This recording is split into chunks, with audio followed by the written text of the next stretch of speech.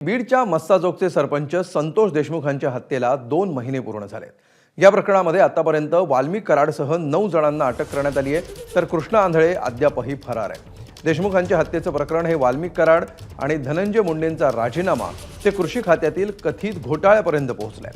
महायुतीच्याच काही नेत्यांनी धनंजय मुंडेंच्या राजीनाम्याची मागणी केली। दुसरीकडे राजीनाम्यावरून फडणवीस आणि अजित पवार टोलवाटोलवी करत असल्याचा आरोप सामाजिक कार्यकर्त्या अंजली दमानी यांनी केलाय।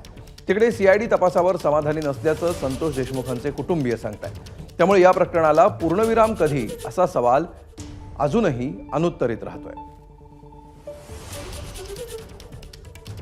तर हत्येला 2 महिने पूर्ण झाल्यानंतर संतोष देशमुखांची कन्या आणि भाऊ यांनी काय प्रतिक्रिया दिली आहे पाहूया। नियोजन म्हणजे आता 11 तारखेला बोर्डची एक्झाम आली आहे, मला ती एक्झाम द्यायची आणि नीट सुद्धा क्रॅक करायचे। पण मग अभ्यासात मन लागतात? आमचं मन आता कुठेच लागत नाही। आज 2 महिने झालं आम्हाला पावलोपावली आज माझ्या वडिलांची आठवण येते।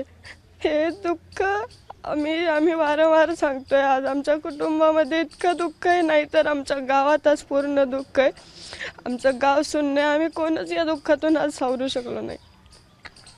तपास यंत्रणा चांगल्या पद्धतीने काम करतायत। सीआयडी SIT आमचं जे दुखणं आहे गावचं, माझं वैयक्तिक, मी पण संतोष दादासोबत खांद्याला खांदा लावून काम करायचो। ह्या केज पोलीस स्टेशननं ह्या घटनेचं कुठलंही गांभीर्य घेतलं नव्हतं आणि हे न गांभीर्य घेतल्यामुळे हे नुकसान झालेलं आहे। तो तपास आम्ही परत एकदा करण्याची मागणी देखील करणार आहोत आणि अपेक्षा एक आहे सगळ्यांकडून की ह्याच्यावर गंभीर शासन झालं पाहिजे आणि ह्याची उपाययोजना लवकरात लवकर केली पाहिजे।